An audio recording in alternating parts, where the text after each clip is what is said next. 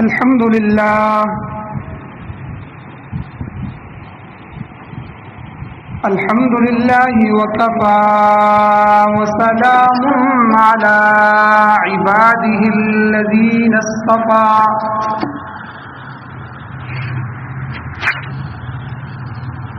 أما بعد فأعوذ بالله من الشيطان الرجيم بسم الله الرحمن الرحيم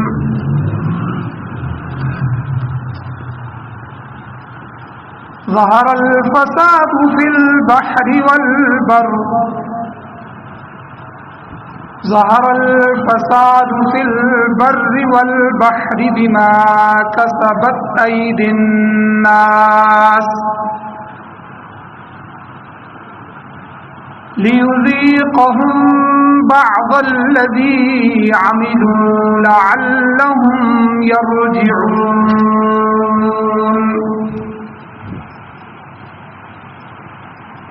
وعن عبد الله بن عمر رضي الله تعالى عنه قال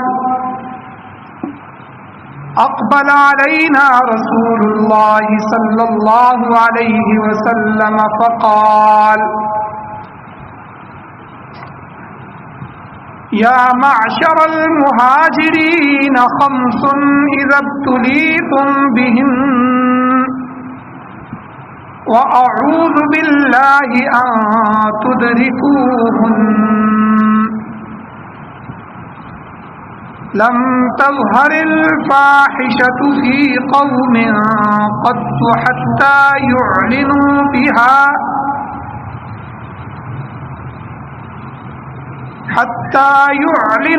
بها إلا فشى فيهم الطاعون والأوجاع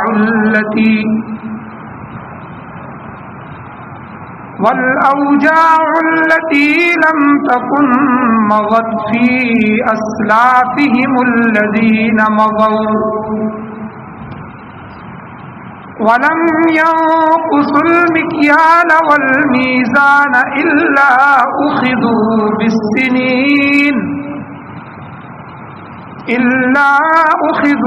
بالسنين وشدة المؤونة وجور السلطان عليهم ولم يمنعوا زكاة أموالهم إلا منعوا القطر من السماء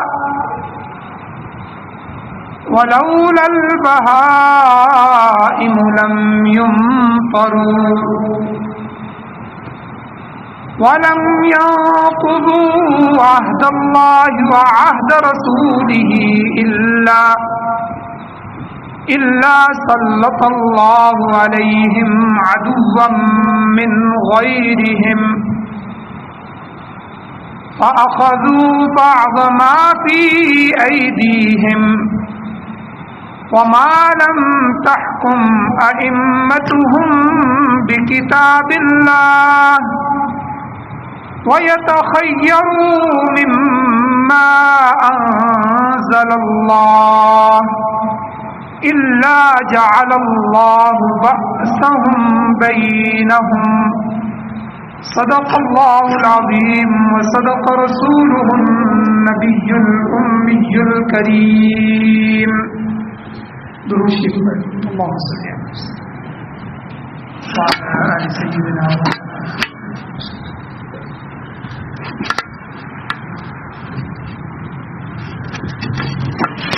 میرے واجب الاحترام، میرے بزرگوں، دوستوں، نوجوان ساتھیوں، آج ہر انسان پریشان ہے. کسی کو جانی پریشانی ہے تو کسی کو مالی پریشانی ہے، کسی کو منصب کی پریشانی ہے تو کسی کو عزت اور آبرو کی پریشانی ہے. یہاں تک کہ امیر آدمی اپنی کوٹھی اور بنگلے میں پریشان ہے اور غریب آدمی اپنے گھر اور جھونپڑی میں پریشان ہے. کوئی روزگار سے اور حالات سے نالاں ہے تو کوئی عزیز و اقارب اور دوست احباب کی شکایت کر رہا ہے.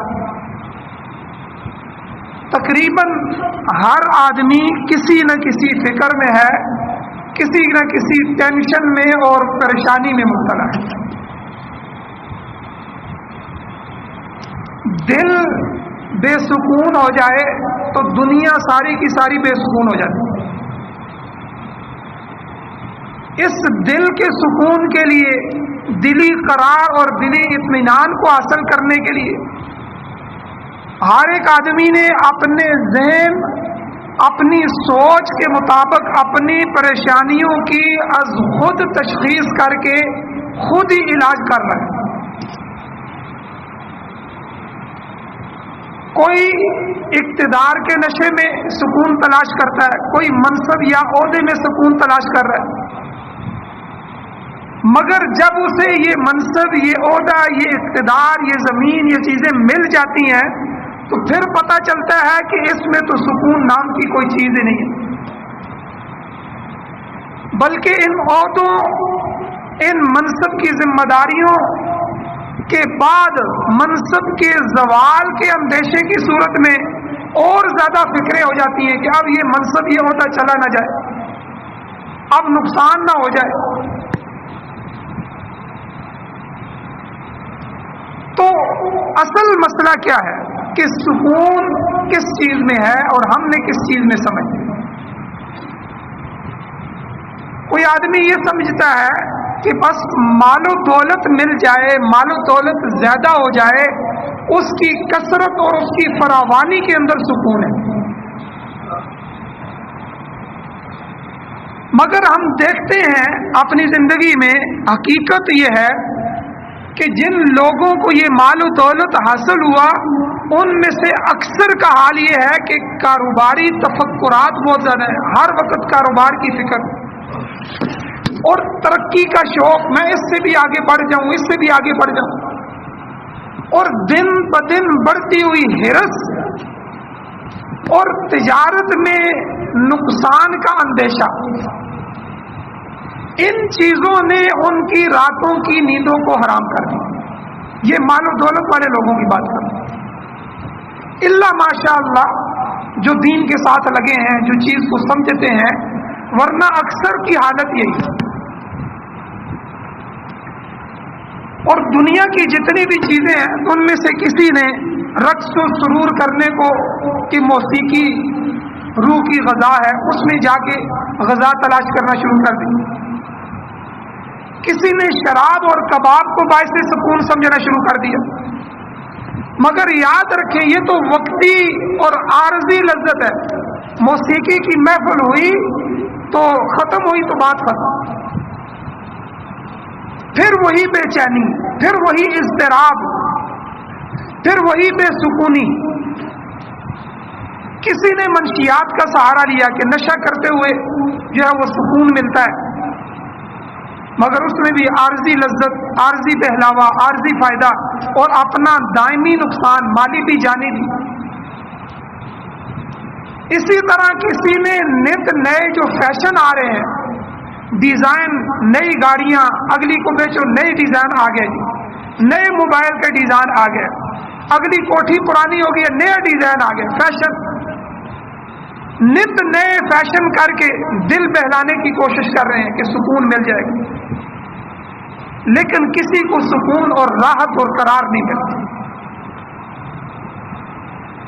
تو حقیقی راحت اور حقیقی سکون کہاں ہے؟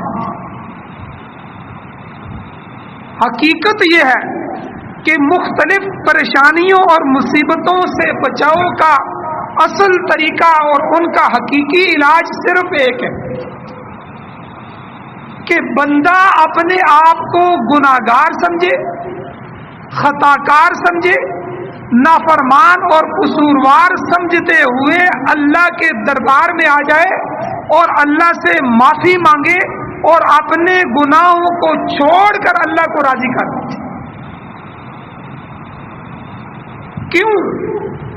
کیونکہ سکون اور راحت کے سارے خزانے اللہ کے پاس ہیں. وہی اللہ ان خزانوں کا مالک ہے.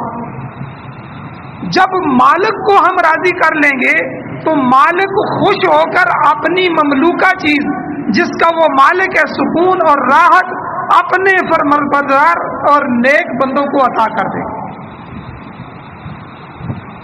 یاد رکھیں ایک ہوتا ہے اسباب اور ایک ہوتے ہیں سکون.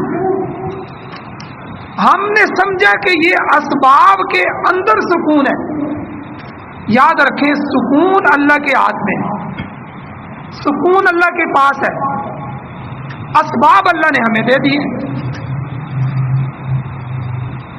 اب ہم سمجھتے ہیں کہ ایک بڑی کوٹھی ہو جائے, اس میں بہترین کمرے ہو جائیں, 10-12 لاکھ کا بیڈ لگ جائے, اے سی کا کمرہ ہو جائے تو میں سکون کی نیند سو لوں گا. حالانکہ نیند کا ان چیزوں کے ساتھ تعلق ہی نہیں. کتنے مالدار لوگ ہیں جو ان سب اسباب کے ہوتے ہوئے نیند کی گولیاں لے کر کہتے ہیں ساری رات میں 1 گھنٹہ, آدھا گھنٹہ اور 1.5 گھنٹہ نیند آ جائے تو ہم بڑی خوشی محسوس کرتے ہیں, ہمیں نیند آ گئی.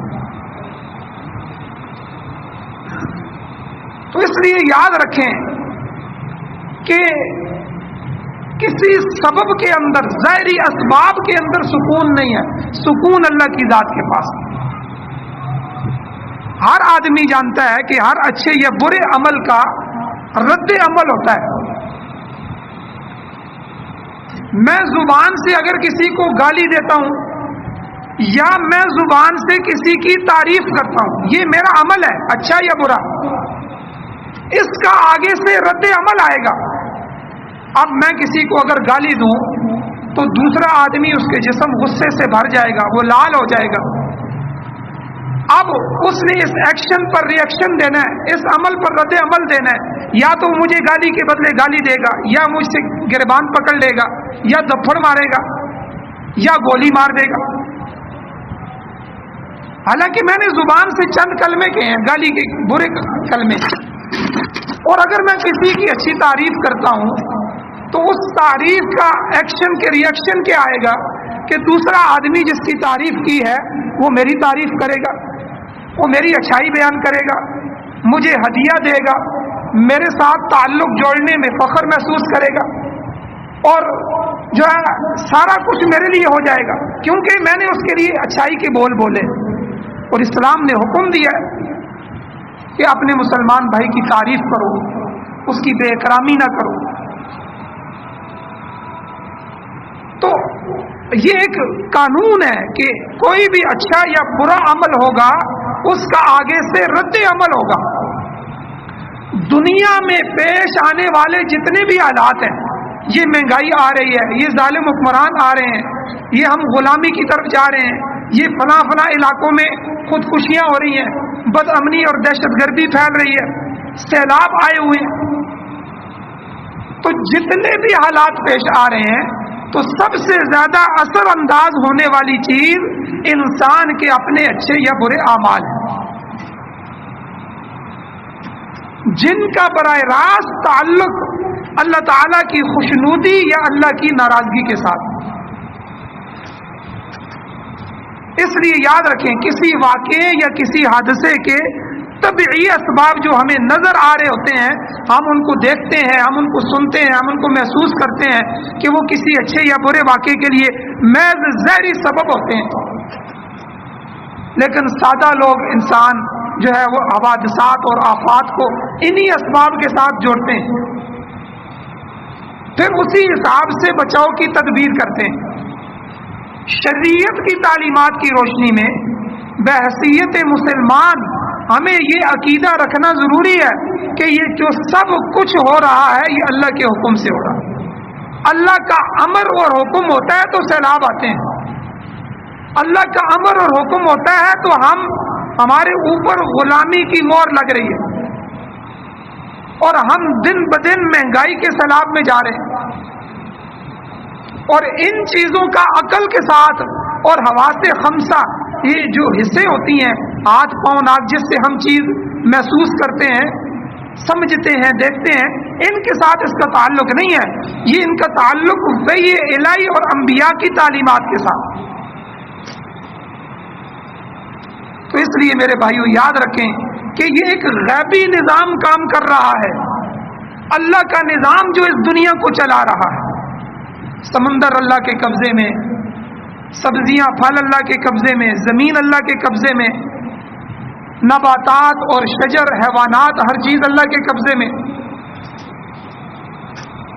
حضرت حسن بصری رحمۃ اللہ علیہ کتنے بڑے اللہ کے ولی گزرے ہیں، وہ بھی یہ کہتے ہیں اسلامی تعلیمات کہ جس دن میرا گھوڑا میری نافرمانی کرے، کیونکہ روزانہ آدمی جس گھوڑے پہ جہاد کے لیے جن کو تیار کیا جاتا ہے اس گھوڑا آدمی سے مانوس ہو جاتا ہے، تو میرا گھوڑا بھی میری نافرمانی کرنا شروع کر دے تو جس دن وہ مجھے بیٹھنے نہ دے یا وہ عام چال بدل دے تو میں سمجھتا ہوں کہ مجھ سے کوئی سنت چھوٹ گئی ہے یا کوئی ایسا عمل ہو گیا ہے کہ جس کی وجہ سے اثرات اس پر پڑ رہے ہیں، یعنی وہ بھی اس کی نافرمانی کرنا بھی وہ میرے بد عملی کا نتیجہ ہے۔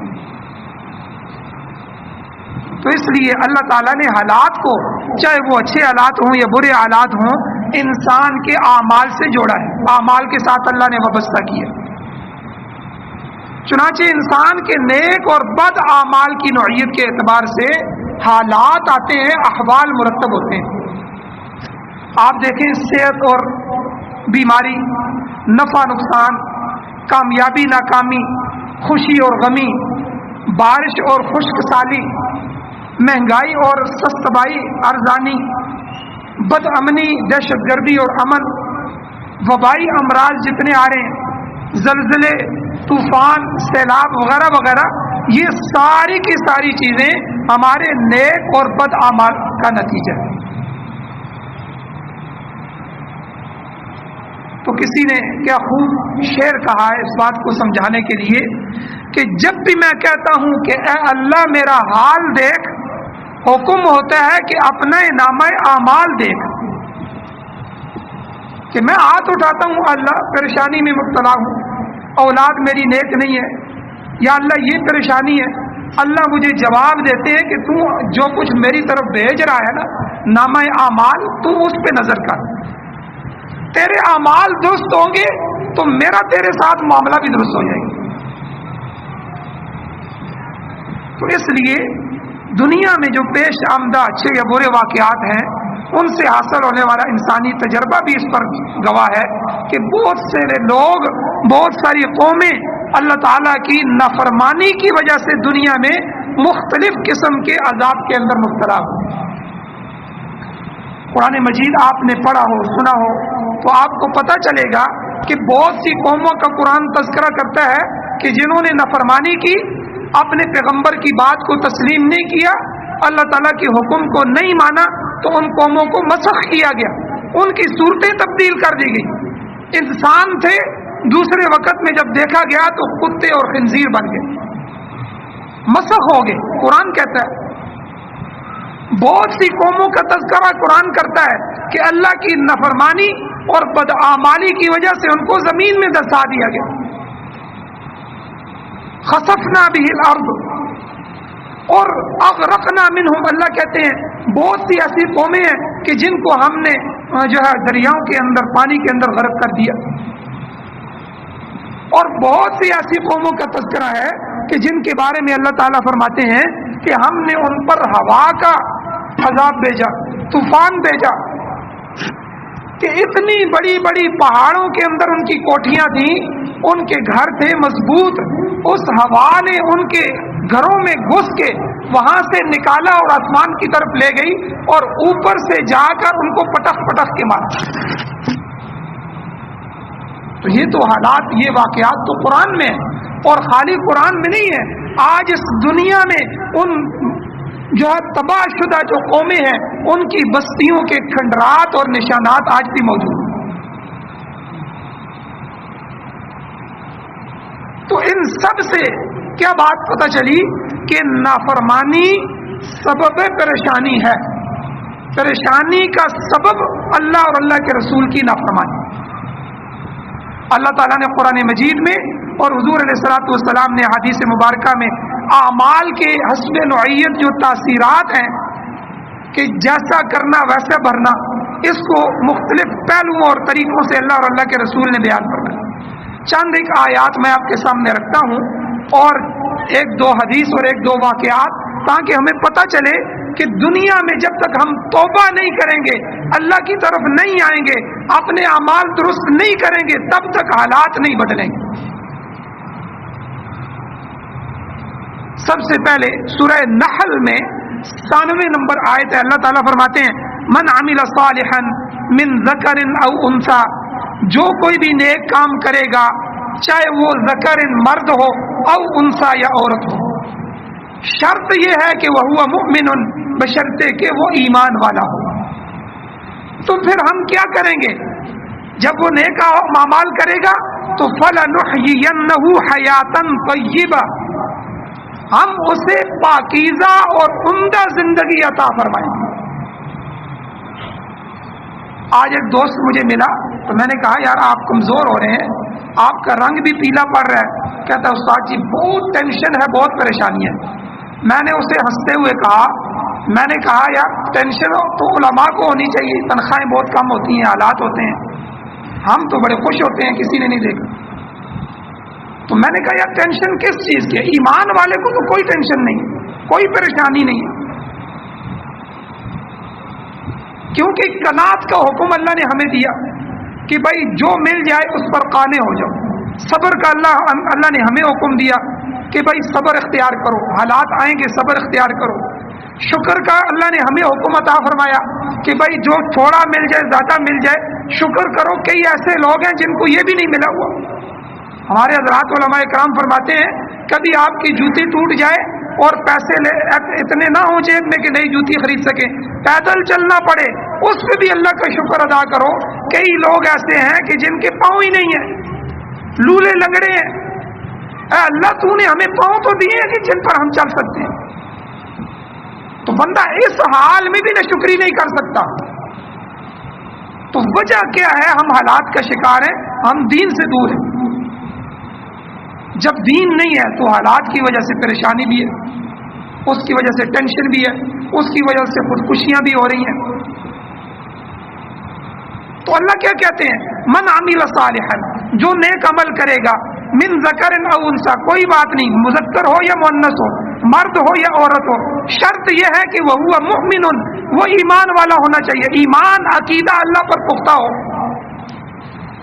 تو اس کے نیک اعمال کرنے کی وجہ سے اللہ کہتے ہیں فَلَنُحْيِيَنَّهُ حَيَاةً طَيِّبَةً، ہم اسے عمدہ زندگی عطا فرمائیں گے۔ مفتی عبدالشکور صاحب پچھلے سال اسمبلی کے وزیر تھے اور وزیر حج بھی تھے۔ تو اتنا بڑا وزیر آدمی جب فوت ہو رہا ہے تو کیمرے والے اس کا گھر دکھا رہے ہیں، تو مٹی کا بنا ہوا گھر، اور انہوں نے کبھی کوئی شکایت نہیں کی، مٹی کے گھر میں۔ اور ان کا بچہ اس 14 اگست کو انہوں نے دکھایا کہ وہ اپنی ٹوٹی ہوئی سائیکل کے اوپر پاکستان کا جھنڈا لگا رہا ہے۔ وہ ان حالات میں بھی خوش ہیں، وزیر ہو کے، سارے اختیارات ہو کے، سب کچھ ہو کے، لیکن جو ہے اپنے اس مٹی کے گھر میں بھی سکون۔ تو سکون کا تعلق اسباب سے نہیں ہے میرے بھائیوں، سکون کا تعلق مسبب الاسباب سے ہے۔ جس ذات نے ان اسباب کو بنایا ہے، اسی دوائی کے اندر وہ شفا رکھ دے، اسی دوائی کے اندر دوسرے کے لیے شفا نہ رکھے۔ ایک ہی مریض ایک ہی ڈاکٹر کے پاس آتے ہیں، ایک کو شفا ہو جاتی ہے دوسرے کو نہیں ہوتی، ڈاکٹر بھی ایک ہے، دوائیاں بھی ایک ہے۔ کسی کو جو ہے وہ درخت کے نیچے سلا دیتا ہے، دھوپ کے اندر مزدور سویا ہوا ہے اور اس کو ٹھڈے مار کے جگا رہے ہیں اور وہ سکون کے اندر سویا ہوا ہے، اور کسی کو اے سی کے اندر بھی نیند نہیں آ رہی۔ تو ہمارا سب سے بڑا عقیدہ جو خراب ہوا کہ ہماری توجہ اسباب کی طرف چلی گئی۔ ہم نے اسباب، حکومت، عہدے، پیسہ، مال و دولت، اچھے گھر، اچھی سہولتیں، ان میں ہم نے سکون تلاش کر لیا اور تلاش کرنے کی کوشش میں لگ گئے، اور ہم مسبب الاسباب کو بھول گئے کہ جو ان اسباب کو بنانے والی ذات ہے ان کی طرف ہماری کوئی توجہ نہیں رہی۔ تو اللہ اس آیت میں کیا فرماتے ہیں؟ اے میرے بندو، نیک اعمال کرو گے ایمان کے ساتھ تو میں تمہیں پاکیزہ زندگی عطا کروں. اور اس میں دو چیزیں اللہ تعالیٰ نے فرمائی ہیں، ایک تو ایمان، ایک اعمال صالحہ. من عمل صالحا وهو مؤمن. اب دیکھیں ایمان، ان میں سے دونوں چیزیں ہونی ضروری ہیں، ایمان کی عقیدہ بھی ہو اور اعمال صالحہ، نماز روزہ حج زکوٰۃ بھی ادا کر رہا ہوں. اگر ایک نہیں ہوگی تو تب بھی یہ عمدہ زندگی نہیں مل سکتی، سکون والی زندگی نہیں مل سکتی. بہت سے کافر ایسے ہیں جو نیک اعمال کرتے ہیں، کتنے یہودی عیسائی، کتنی یورپ کی اتنی NGOs ہیں، کہیں پل بنا رہے ہیں، کہیں وہاں جو ہے وہ کنویں کھدوا رہے ہیں، کہیں کیا کر رہے ہیں، کہیں کیا کر رہے ہیں، لیکن ایمان نہیں ہے. وَهُوَ مُؤْمِنٌ ان کی جو شرط ہے یہ نہیں پائی جاتی. تو اس شرط کے نہ پائے جانے کی وجہ سے ہلاک ہو. ایمان بھی ہو اور اعمال صالحہ بھی ہو، یہ دونوں اختیار کر کے دیکھو، اللہ تعالیٰ تمہاری زندگی کو سکون سے بھر دیں. اور اسی طرح اگلی آیت اللہ تعالیٰ فرماتے ہیں وَمَنْ أَعْرَضَ عَنْ ذِكْرِي، سورہ طٰہٰ کی 124 نمبر آیت ہے، جو میری نصیحت سے، میرے قرآن سے، میرے احکامات سے، میری نبی کی سنتوں سے اعراض کرے گا، پس پشت ڈال دے گا، انکار کرے گا.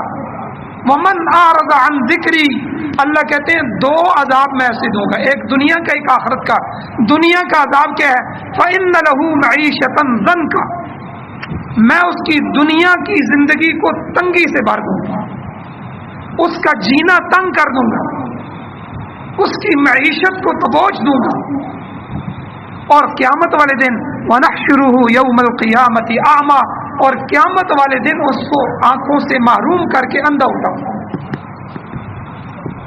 تو یہ جتنا کچھ ہمارے ساتھ ہو رہا ہے یہ ہماری بدعمالیوں، ہمارے گناہوں اور اللہ کے رسول کے احکامات سے دوری کی وجہ سے ہو رہا ہے.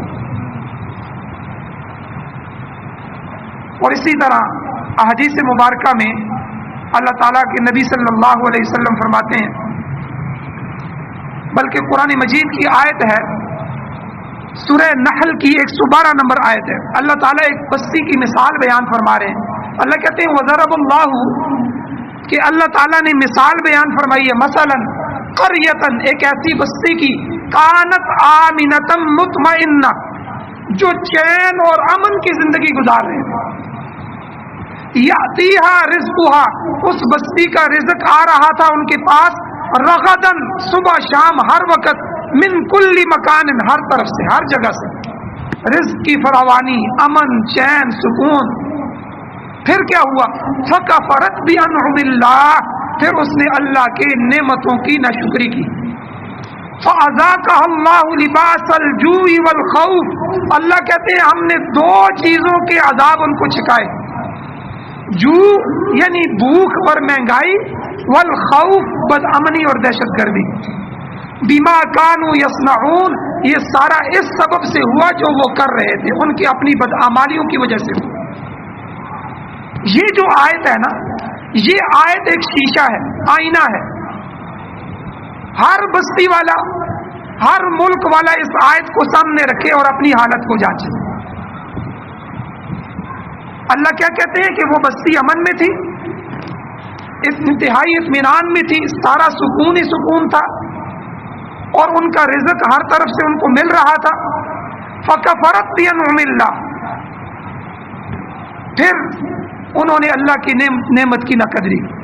یہ ملک جو اللہ نے ہمیں عطا فرمایا، یاد رکھیں دنیا میں دو ملک ایسے ہیں جو عقیدے کی بنیاد پر وجود میں آئے. دو ملک، ایک اسرائیل اور یہودیوں کا ملک، ایک پاکستان جو ہمارا ملک.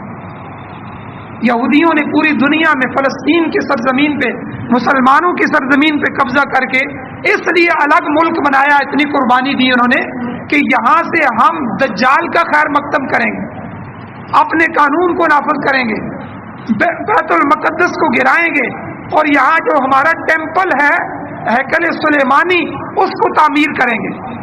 وہ ان کا ایک نظریہ تھا، ایک عقیدہ تھا، انہوں نے اپنے عقیدے پر ملک کو وجود میں لیا.